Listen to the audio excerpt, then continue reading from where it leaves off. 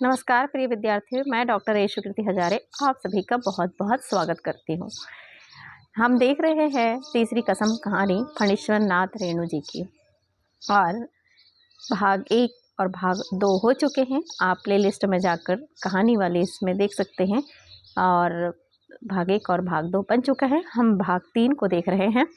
इस कहानी के माध्यम से हमने देखा है कि हीरामन और हीराबाई दो पात्र हैं जिन्होंने दोनों एक रास्ता तय कर रहे हैं, और उसमें हीराबाई जो है नौटंकी महिला है, नौटंकी करने वाली महिला है, और हीरामन जो है गाड़ीवान है। तो यहाँ हम देख रहे हैं कुछ बातें हम कर चुके हैं इस कहानी के माध्यम से, आप प्लेलिस्ट में जाकर सुन सकते हैं।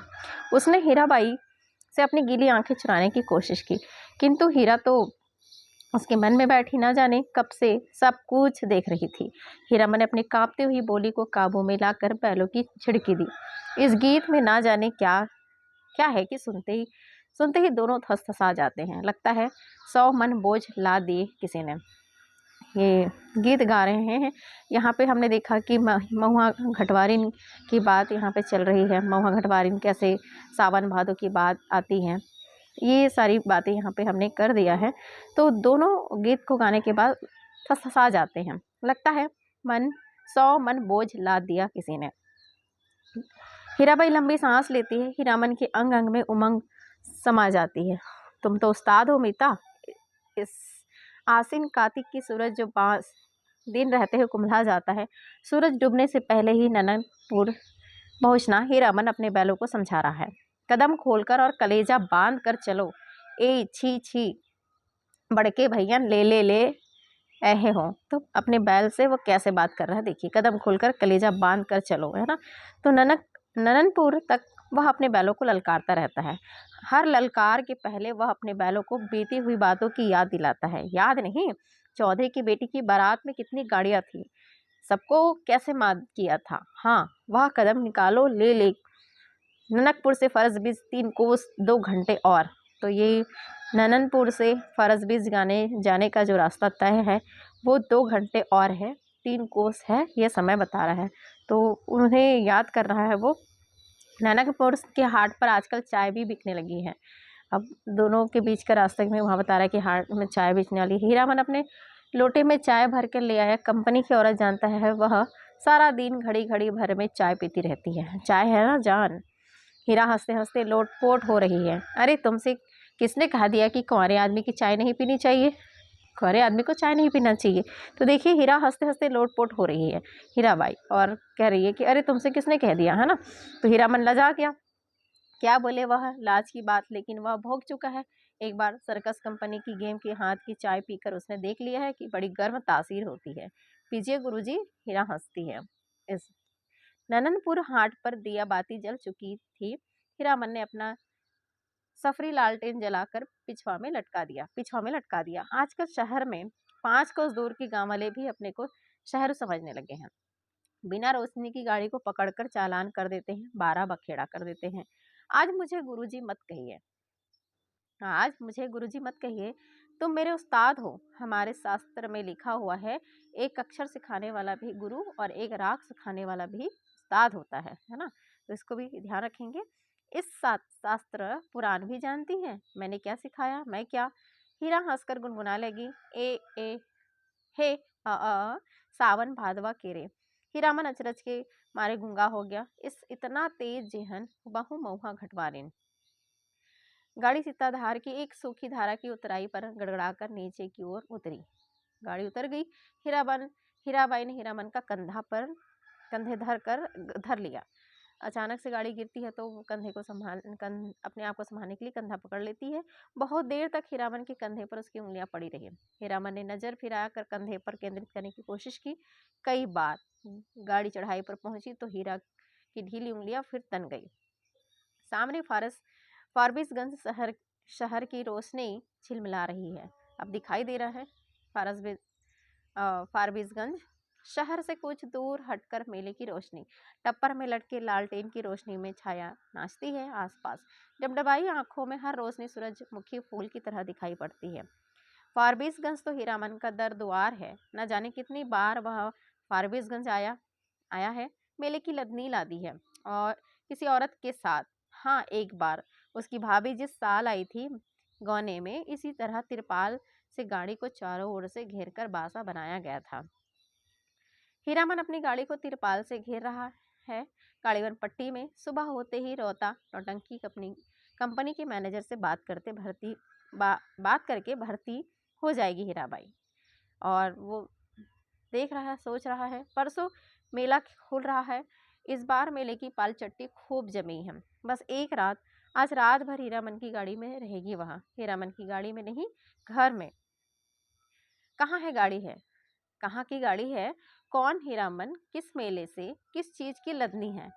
अब यहाँ पे देखिए, गांव समाज की गाड़ीवान एक दूसरे की खोज कर आसपास गाड़ी लगाकर बासा डालते हैं। अपने गांव की लालमोहर, धुनीराम और पलटदास वगैरह गाड़ीवानों के दल को देखकर हीरामन अचकचा गया। इन सबको देखकर वह अचकचा जाता है। कौन? एक दूसरे की खोज कर आसपास गाड़ी लगाकर बासा डालते हैं। अपने गांव के लालमोहर, धुनीराम और पलटदास वगैरह ये सब वहाँ पे उपस्थित हो जाते हैं। तो उन सबको देखकर वो थोड़ा सा अचकचा जाता है। हीरामन ने इशारे से सभी को चुप किया, फिर गाड़ी की ओर कनखी मार कर फुसफुसाया, चुप। कंपनी की औरत है, नौटंकी कंपनी की, वो बता रहा है कि भाई मेरे साथ जो है वो नौटंकी कंपनी की है। कंपनी की ई ई ई क्वेश्चन मार्क लग जाता है, प्रश्न मार्क चिन्ह। एक नहीं, अब 4 हीरामन। चारों ने अचरज से एक दूसरे को देखा। वहां पे जितने भी लोग थे वो एक दूसरे को अचरज से देख रहे। कंपनी नाम में कितना असर है। हीरामन ने लक्ष्य किया, तीनों एक साथ सटक दम हो गए। लाल मोहन ने जरा दूर हटकर बतियाने की इच्छा प्रकट की। इशारे से ही हीरामन ने टप्पर की ओर मुंह करके कहा, होटल तो नहीं खुला होगा कोई, हलवाई के यहाँ से पक्की ले आवे। हीरामन, जरा इधर सुनो, मैं कुछ नहीं खाऊंगी अभी, लो तुम खा आओ। अब हीराबाई कहती है उसे कि तुम खा ले आओ। क्या है पैसा? इस पैसा देकर हीरामन ने कभी फारबिसगंज में कच्ची पक्की नहीं खाई। वहाँ का खाना उसे पसंद नहीं। उसके गांव के इतने गाड़ीवान हैं कि किस दिन के लिए मतलब वो साथ वाले लेकर आते हैं और वो खा भी लेते हैं। तो इस तरह वह छू नहीं सकता पैसा। उसने हीराबाई से कहा, बेकार मेला बाजार में हुज्जत मत कीजिए, पैसा रखिए। मौका पाकर लालमोहर भी टप्पर के करीब आ गया। उसने सलाम करते हुए कहा, 4 आदमी के भात में 2 आदमी खुशी से खा सकते हैं। बासा पर भात चढ़ा हुआ है। हे हैं, हम लोग एक ही गांव के हैं। गांव ग्रामीण के रहते होटल और हलवाई के यहाँ खाएगा हीरामन। अब वो कह रहा है कि ग्रामीण के रहते होटल और हलवाई के यहाँ खाएगा, यानी उनके जो साथ वाले हैं ग्रामीण, वो उनके साथ खा लूंगा, ऐसा कह रहा है। हीरामन के लालमोहर के हाथ टिप दिया, बेसी भचर भचर मत बको। तो इसको याद रखेंगे, बेसी भचर भचर मत बको। हीरामन लालमोहर का हाथ टिपते हुए कहता है। गाड़ी से 4 रस्सी दूर जाते जाते धुनीराम ने अपने कुलबुलाते हुए दिल की बात खोल दी। तुम भी खूब हो हीरामन, उस साल कंपनी का बाग, इस बार कंपनी की जनानी। हीरामन ने दबी आवाज में कहा, भाई रे, यह हम लोगों के मुल्क की जनाना नहीं है। लटपट बोली सुनकर भी चुप रह जाए। एक तो पश्चिम की औरत, 30 पर कंपनी की। धुनीराम ने सॉरी धुनीराम ने अपनी शंका प्रकट की, लेकिन कंपनी में तो सुनते ही पतुरिया रहती है। धत, सभी ने एक साथ उसको दुरदुराया दिया है। कैसा आदमी है, पतुरिया रहेगी कंपनी में भला? देखो इसकी बुद्धि, सुना है, देखा तो नहीं कभी। धुनीराम ने अपनी गलती मान ली। पलटदास को बात सूझी, हीरामन भाई, जनाना जात अकेली रहेगी गाड़ी पर, कुछ भी हो जनाना आखिर जनाना ही है, कोई जरूरत ही पड़ जाए। यह बात सभी को अच्छी लगी। हीरामन ने कहा, बात ठीक है, पलट तुम लौट जाओ, गाड़ी के पास ही रहना, और देखो गपशप जरा होशियारी से करना। हाँ। हीरामन की देह में अतर गुलाब की खुशबू निकलती है। हीरामन करमसांड है। हीरामन करमसांड है। उस बार महीनों तक उसकी देह से बघाइन गंध नहीं गई। लाल मोहर ने हीरामन की गमछी सूंघ ली है। हीरामन चलते चलते रुक गया। क्या करे लाल मोहर भाई, जरा कहो तो, बड़ी जिद्दी करती है, कहती है नौटंकी देखना ही होगा, फोकट में ही, और गांव नहीं पहुंचेगी। यह बात हीरामन बोला, नहीं जी, एक रात नौटंकी देखकर जिंदगी भर बोली ठोली कौन सुने। देसी मुर्गी विलायती चाल। देसी मुर्गी विलायती चाल। धुन्नी राम ने पूछा, फोकट में देखने पर तुम्हारी भौजाई बात सुनाएगी। तो धुन्नी राम ने इसको याद रखेंगे कि इसने कहा था। तो धुन्नी राम ने कहा था, फोकट में देखने पर तुम्हारी भौजाई बात सुनाएगी। लाल मोहर के बासा के बगल में एक लकड़ी की दुकान लाद कर आए हुए गाड़ीवानों का बासा है। बासा के मीर गाड़ीवान मियाजान बूढ़े ने सफरी गुड़गुड़ी पीते हुए पूछा, क्यों भाई, मीना बाजार की लदनी लाद कर कौन आया है? मीना बाजार की लदनी लाद कर कौन आया है? गाड़ीवान मियाजान बूढ़े ने सफरी गुड़गुड़ी पीते हुए कहा। मीना बाजार तो पतोरिया पट्टी को कहते हैं। क्या बोलता है यह बूढ़ा मियाँ? लाल मोहर ने हीरामन के कान में फुसफुसाकर कहा, तुम्हारी देह मह मचकती है सच, महकती है सच। लहसनवा लाल मोहर का नौकर गाड़ीवान है, उम्र में सबसे छोटा है, पहली बार आया है तो क्या बाबू बबाइनों के यहाँ बचपन से नौकरी कर चुका है। वह रह रहकर वातावरण में कुछ सूंघता है। नाक सिकोड़कर हीरामन ने देखा, लहसनवा का चेहरा तमतम गया है। कौन आ रहा है धड़धड़ाता हुआ? कौन? पलटदास। क्या है? पलटदास आकर खड़ा हो गया चुपचाप। उसका मुंह भी तमतमाया हुआ था। हीरामन ने पूछा, क्या हुआ, बोलते क्यों नहीं? क्या जनाब दे पलटदास? हीरामन ने उसको चेतावनी दे दी थी, गपसप होशियारी से करना। वह चुपचाप गाड़ी आसनी पर जाकर बैठ गया हीरामन की जगह पर। हीराबाई ने पूछा, तुम भी हीरामन के साथ हो? पलटदास ने गर्दन हिलाकर हामी भरी। हीराबाई फिर लेट गई। चेहरा मोहरा और बोली बानी देख सुनकर पलटदास का कलेजा कांपने लगा, ना जाने क्यों। हाँ, रामलीला में सिया सुकुमारी इसी तरह थकी लेटी हुई थी। जय सियावर रामचंद्र की जय। पलटदास के मन में जय जयकार होने लगा। वह दास वैष्णव है, कीर्तनिया है। थकी हुई सीता महारानी के चरण टिपने की इच्छा प्रकट की उसने। हाथ की उंगलियों के इशारे से मानो हारमोनियम की पटरियों पर नचा रही हो। हीराबाई तमक कर बैठ गई। अरे पागल है क्या, जाओ भागो। पलटदास को लगा गुस्साई हुई कंपनी की औरत की आंखों से चिंगारी निकल रही है। छटक छटक वह भागा। पलटदास क्या जवाब दे? वह मेला से भी भागने का उपाय सोच रहा। बोला, कुछ नहीं, हमको व्यापारी मिल गया है, अभी भी स्टेशन जाकर माल लादना है। भात में तो अभी देर है, मैं लौट आता हूँ तब तक। खाते समय धुनीराम और हसनवा ने पलटदास की टोकरी भर निंदा की। छोटा आदमी है, कमीना है, पैसे का हिसाब जोड़ता है। खाने पीने के बाद लाल मोहर के दल ने अपना बासा तोड़ दिया। धुन्नी और हसनवा गाड़ी जोतकर हीरामन के बासा पर चले। गाड़ी की लीक धरकर हीरामन ने चलते चलते रुककर लाल मोहर से कहा, जरा मेरे इस कंधे को सूंघो तो, सूंघ कर देखो ना। लाल मोहर ने कंधा सूंघ कर आंखें मूंद ली। मुंह से अस्फुट शब्द निकला, ए ह। हीरामन ने कहा, जरा सा हाथ रखने पर इतनी खुशबू, समझे? लाल मोहर ने हीरामन का हाथ पकड़ लिया। कंधे पर हाथ रखा था सच। सुनो हीरामन, नौटंकी देखने का ऐसा मौका फिर कभी हाथ नहीं लगेगा। हाँ, तुम भी देखोगे। लाल मोहर की बत्तीसी चौराहे की रोशनी में झिलमिला उठी। बांसा पर पहुंचकर हीरामन ने देखा, टप्पर के पास खड़ा बतिया रहा है कोई हीराबाई से। अब हीराबाई से कोई बात कर रहा है। तो धुन्नी और लहसनवा ने एक ही साथ कहा, कहाँ रह गए पीछे, बहुत देर से खोज रही है कंपनी। हीरामन ने टप्पर के पास जाकर देखा, अरे यह तो वही बक्सा ढोने वाला नौकर जो चंपानगर मेले में हीराबाई को गाड़ी पर बिठाकर अंधेरे में गायब हो गया था। आ गए हीरामन, अच्छी बात, इधर आओ। यह लो अपना भाड़ा और यह लो अपनी दक्षिणा, 25-25-50। हीरामन को लगा किसी ने आसमान से धकेल कर धरती पर गिरा दिया। किसी ने क्यों? इस बक्सा ढोने वाला आदमी ने कहाँ से आ गया? उसकी जीभ पर आई हुई बात जीभ पर रह गई। इस दक्षिणा। वह चुपचाप खड़ा रहा। हीराबाई बोली, लो पकड़ो और सुनो, कल सुबह रौता कंपनी में आकर मुझसे भेंट करना, पास बनवा दूंगी, बोलते क्यों नहीं? लाल मोहन ने कहा, इलाम बख्शिश दे रही है मालकिन, ले लो हीरामन। लाल मोहर कहता है यहाँ पे कि इलाम बख्शिश दे रही है मालकिन, ले लो हीरामन। हीरामन ने कटकर लाल मोहर की ओर देखा।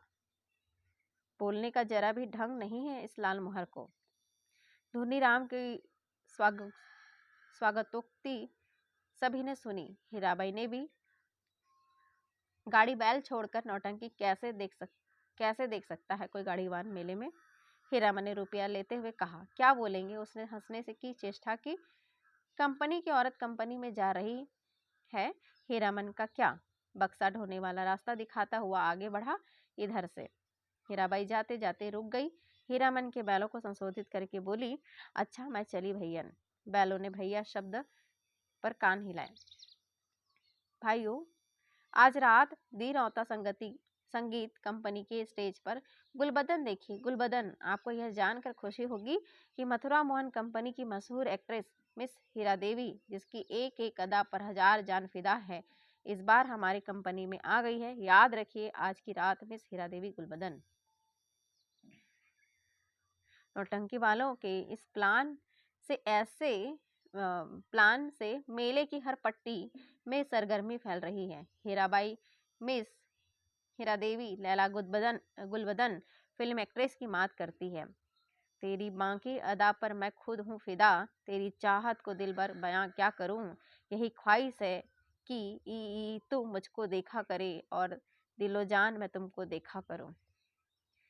तो इसे भी याद रखेंगे कि कहाँ से पूछा गया है। हर आदमी का दिल नगाड़ा हो गया। लाल मोहर से याद रखेंगे इस पंक्ति को। लाल मोहर दौड़ता हाँफता मांसा पर आया। ए हीरामन, यहाँ क्या बैठे हो? चल कर देखो, जय जयकार हो रहा है। मैं बगाजा छापी फहरम के साथ हीराबाई की जय जय कर रहा हूँ। हीरामन हड़बड़ा कर उठा। लहसनवा ने कहा, धुन्नी काका तुम बासा पर रहो, मैं भी देखाऊं। धोनी की बात सुनता है? कौन सुनता है? तीनों जन नौटंकी कंपनी की एलानिया पार्टी के पीछे पीछे चलने लगे। हर नुक्कड़ पर रुककर बाजा बंद करके ऐलान किया जाना है। ऐलान के हर शब्द में हीरामन पुलक उठता है। हीराबाई का नाम के साथ अदा फिदा वगैरह सुनकर उसने लालमोहर की पीठ थपथपा दी। धन्य है या नहीं? लालमोहर ने कहा, अब बोलो, अब भी नौटंकी नहीं देखोगे? सुबह से ही धोनीराम और लालमोहन समझा रहे थे, समझा कर हार चुके थे। कंपनी में जाकर भेंट कर आओ। जाते जाते पुरसिस कर गई है। लेकिन हीरामन की बात, बस एक बात, धत कौन भेंट करने जाए? कंपनी की औरत कंपनी में गई, अब उससे क्या लेना देना, चिन्हेगी भी नहीं। वह मन ही मन रूठा हुआ था। ऐलान सुनने के बाद उसने लालमोहर से कहा, जरूर देखना चाहिए। क्यों लालमोहर? दोनों आपस में सलाह करके रोहता कंपनी की ओर चले। खेमे के पास पहुंचकर हीरामन ने लालमोहर को इशारा किया। पूछताछ करने पर बाहर लालमोहर के सिर। लालमोहर कचराही बोलना जानता है। लालमोहर कचराही बोलना जानता है। लालमोहर ने एक काले कोटवाले से कहा, बाबू साहब जरा सुनिए तो। काले कोटवाले ने नाक भौं चढ़ाकर कहा, क्या है इधर क्यों? लालमोहर की कचराही बोली गड़बड़ा गई। तेवर देखकर बोला, बुलबुल नहीं, बुलबुल नहीं। हीरामन ने झट से संभाल दिया। हीरा देवी किधर रहती है, बता सकते हैं? उस आदमी की आंखें हठात लाल हो गई। सामने खड़े नेपाली सिपाही को पुकार कर कहा, इन लोगों को क्यों आने दिया इधर? सिपाही ने कहा, हीरामन, वही फेनुग्लासी आवाज किधर से आई?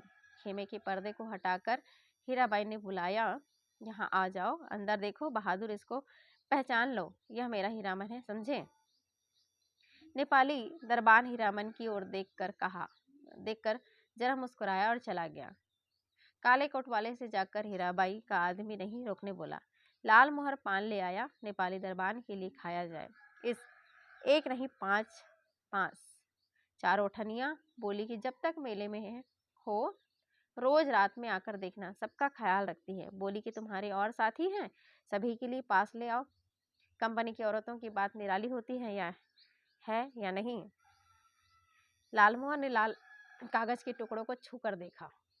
पास? वाह रे हीरामन भाई, लेकिन पांच लेकर क्या होगा? पलटदास तो फिर पलट कर आया ही नहीं अभी तक। हीरामन ने कहा, जाने दो, अभागे को तकदीर में लिखा नहीं। हाँ, पहले गुरु कसम खानी होगी सभी को कि गांव घर में यह बात एक पंछी में ना जा पाए। लालमोहन ने उत्तेजित होकर कहा, कौन साला बोलेगा? गांव में जाकर पलटा ने अगर बदनामी की तो दूसरी बार फिर साथ नहीं लाऊंगा। हीरामन ने अपनी थैली आज हीराबाई के जिम्मे रख दी।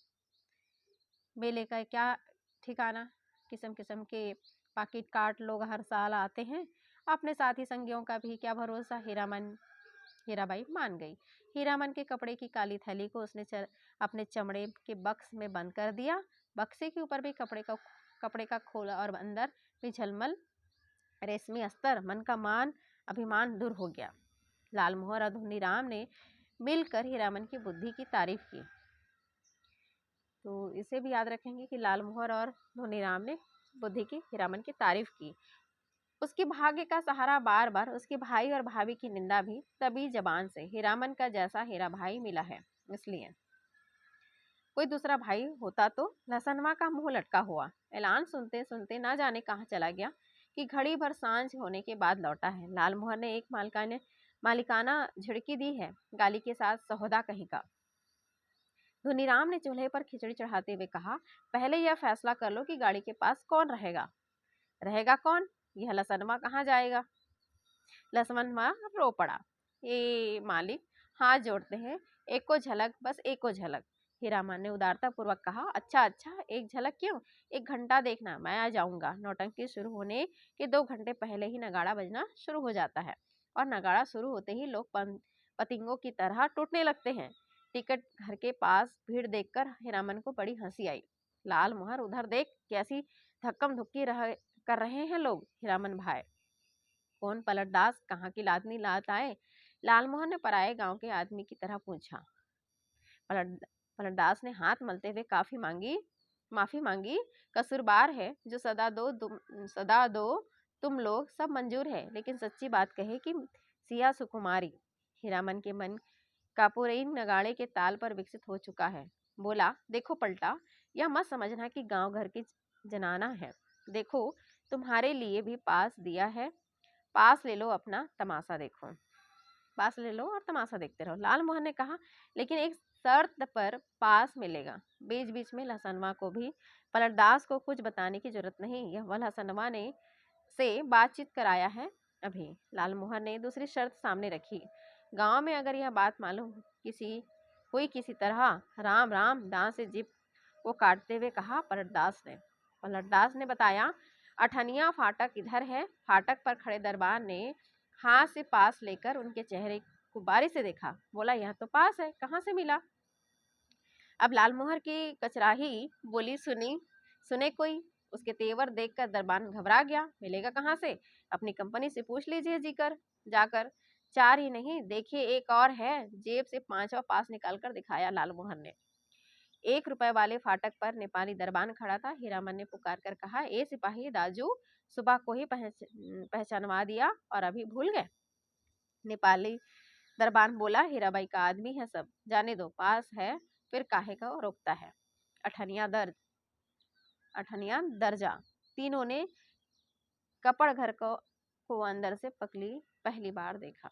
सामने कुर्सी बेचने वाले दर्जे हैं, पर्दे पर राम वन गमन की तस्वीर है। पलटदास पहचान गया। उसने हाथ जोड़कर नमस्कार किया। पर्दे पर अंकित रामसी अक्ष कुमारी और लखन लला को जय हो। पलटदास की आंखें भर आई।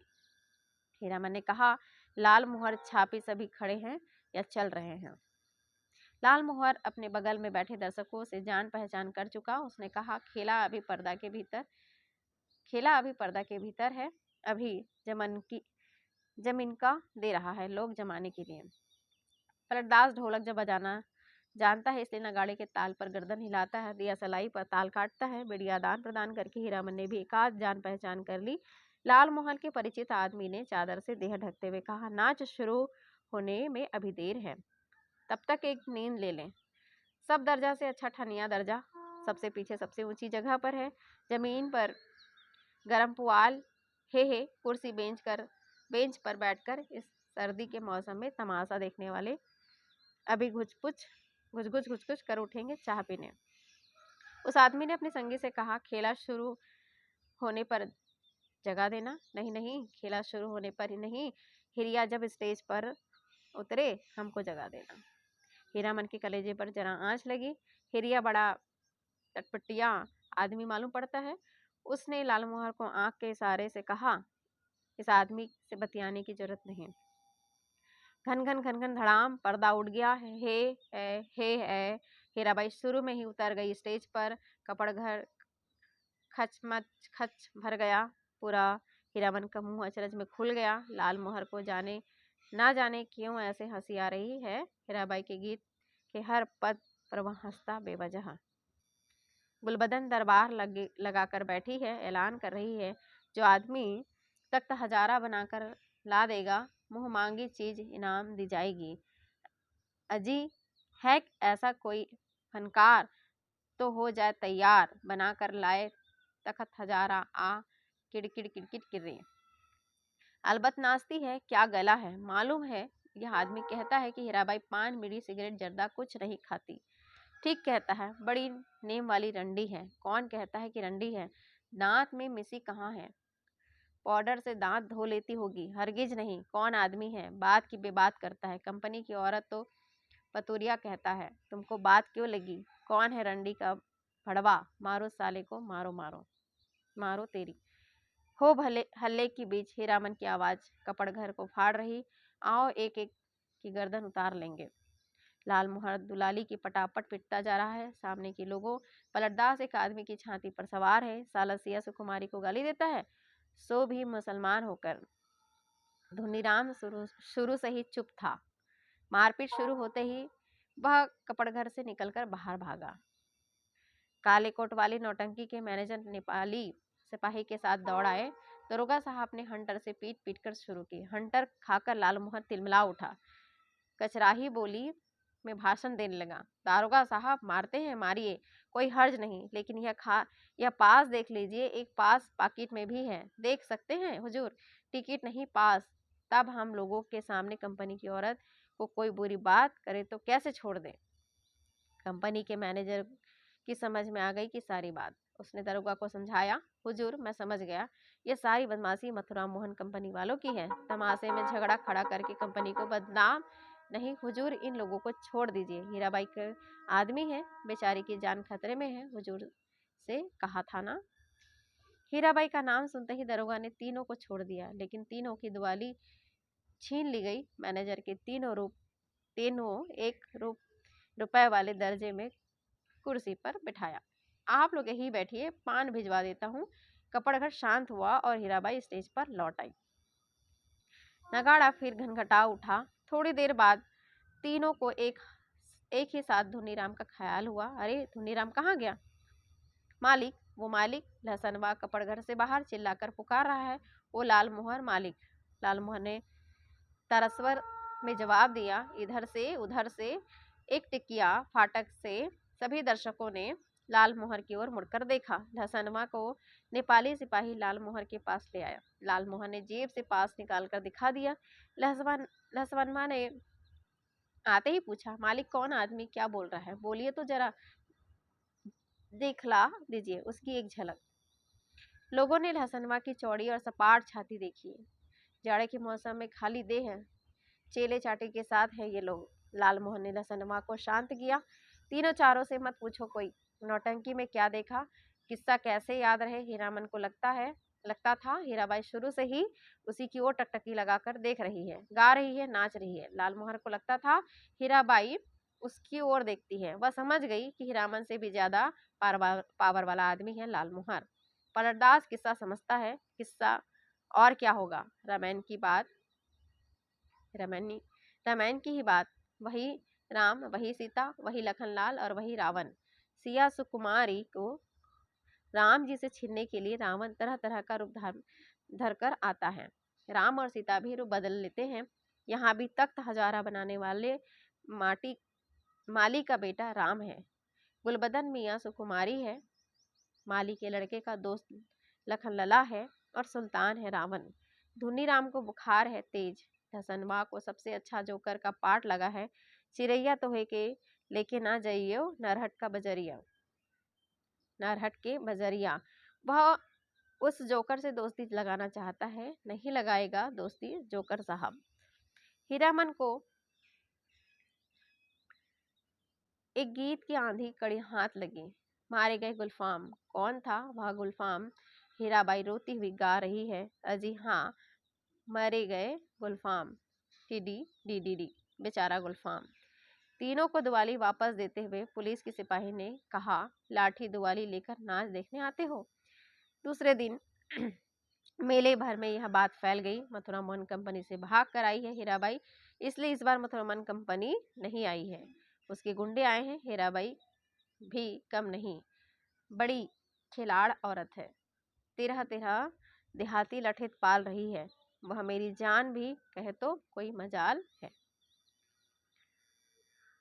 10 दिन दिन रात दिन भर भाड़ा तो ढोता हीरामन। शाम होते ही नौटंकी का नगाड़ा बजने लगता है। नगाड़े की आवाज सुनते ही हीराबाई की पुकार कानों के पास मंडराने लगती है। भैया मीता, हीरामन उस्ताद, गुरुजी, हमेशा कोई ना कोई बाजा उसके मन के कोने में बजता रहता दिन भर। कभी हारमोनियम, कभी नगाड़ा, कभी ढोलक और कभी हीराबाई की पैजनी। उन्हीं साजों के गत पर हीरामन उठता बैठता चलता फिरता। नौटंकी कंपनी के मैनेजर से लेकर पर्दा खींचने वाला तक उसको पहचानते, हीराबाई का आदमी है। पलटदास हर रात नौटंकी शुरू होने के समय श्रद्धापूर्वक स्टेज का नमस्कार करता है, हाथ जोड़कर। लालमोहर एक दिन अपनी कचराही बोली सुनाए गया था हीराबाई को, हीराबाई ने पहचाना ही नहीं। तब से उसका दिल छोटा हो गया, उसका नौकर लहसनबा उसके हाथ से निकल गया, नौटंकी कंपनी में भर्ती हो गया।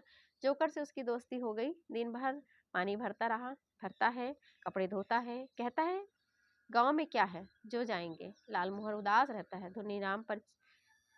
धुनीराम घर चला गया बीमार होकर। हीरामन आज सुबह से 3 बार लदनी लाद कर स्टेशन आ चुका है। आज न जाने क्यों उसको अपनी भौजाई की याद आ रही है। धुनीराम ने कुछ कहा तो नहीं दिया है, बुखार की नोक झोंक में यही कितना अटर पटर पक रहा है। गुलबदन, तख्त हजारा, लहसनमा मौज में है, दिन भर हीराबाई को देखता होगा। कल कह रहा था, हीरामन मालिक तुम्हारे अकबाल से खूब मौज में हूँ। हीराबाई की साड़ी धोने के बाद कठौते का पानी अतर गुलाब हो जाता है, उसमें अपनी गमछी डुबोकर छोड़ देता हूँ। लो सूंघोगे, हर रात किसी न किसी के मुंह में से सुनता है वह हीराबाई रंडी है, कितने लोगों से लड़े वह, बिना देखे ही लोग कैसे कोई बात बोलते हैं। राजा को भी लोग पीठ पीछे गाली देते हैं। आज वह हीराबाई से मिलकर कहेगा, नौटंकी कंपनी में रहने से बहुत बदनाम करते हैं लोग, सर्कस कंपनी में क्यों नहीं काम करती, सबके सामने नाचती है। हीरामन का कलेजा दब दब जलता रहता है। उस समय सर्कस कंपनी में बाघ को उसके पास जाने की हिम्मत कौन करेगा? सुरक्षित रहेगी हीराबाई? किधर की गाड़ी आ रही है? हीरामन के भाई लालमोहर की बोली सुनकर हीरामन ने गर्दन मोड़कर कर देखा, क्या लाद कर लाया है लालमोहर? तुमको ढूंढ रही है हीराबाई, स्टीन पर जा रही है।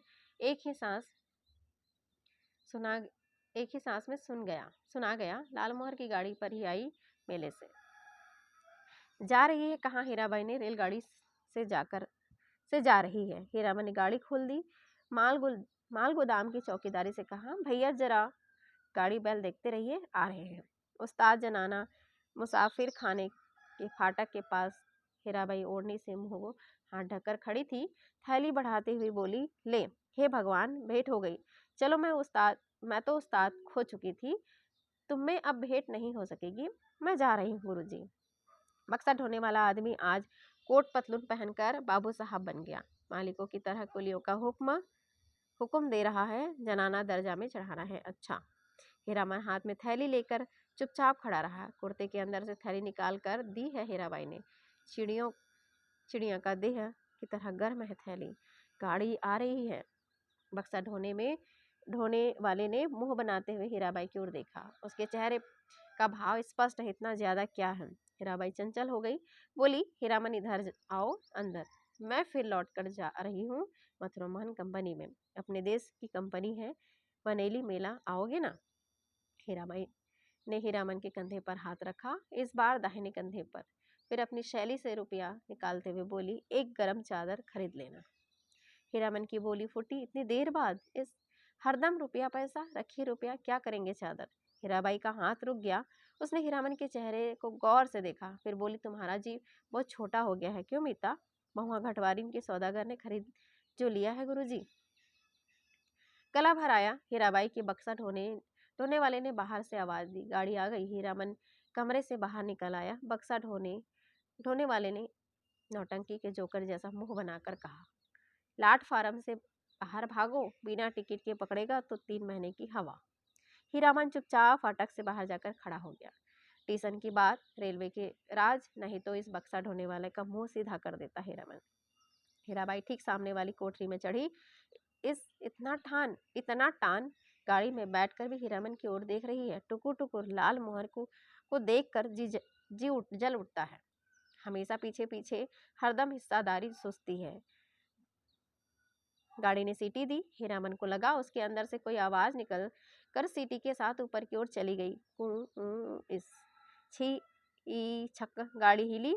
हीरामन ने अपने दाहिनी पैर के अंगूठे को बाएं पैर की एड़ी से कुचल दिया। कलेजे का धड़कन ठीक हो गई। हीराबाई हाथ की कंपन बैंगनी साफी से चेहरा पोंछती है, साफी हिलाकर इशारा करती है, अब जाओ। आखिरी डिब्बा गुजरा, प्लेटफॉर्म खाली, सब खाली। खोजते खोजते खोखले मालगाड़ी के डिब्बे, दुनिया ही खाली हो गई, मानो हीरामन अपनी गाड़ी के पास लौट आया। हीरामन ने लाल मोहर से पूछा, तुम कब तक लौट रहे हो गांव? लाल मोहर बोला, अभी गांव जाकर क्या करेंगे, यहाँ तो भाड़ा कमाने का मौका है। हीराबाई चली गई, मेला अब टूटेगा। अच्छी बात, कोई रस्म समाद देना है या घर? लाल मोहर ने हीरामन को समझाने की कोशिश की, लेकिन हीरामन ने अपनी गाड़ी गांव की ओर जाने वाली सड़क की ओर मोड़ दी। अब मेले में क्या धरा है, खोखला बेला। रेलवे लाइन की बगल से बैलगाड़ी की कच्ची सड़क गई है दूर तक। हीरामन कभी रेल पर नहीं चढ़ा। उसके मन में फिर पुरानी लालसा झांकी, रेलगाड़ी पर सवार होकर गीत गाते हुए जगन्नाथ धाम जाने की लालसा। अब कहाँ की लालसा उसने दिखाई है, तो जगन्नाथ धाम की लालसा दिखाई है, इसे याद रखेंगे। उलट कर अपने खाली टप्पर की ओर देखने की हिम्मत नहीं होती है। पेट में आज भी गुदगुदी लगती है। आज भी रह रहकर चंपा का फूल खिल उठता है उसकी गाड़ी में। एक गीत टूटी कड़ी पर नगाड़े का ताल कट जाता है बार बार।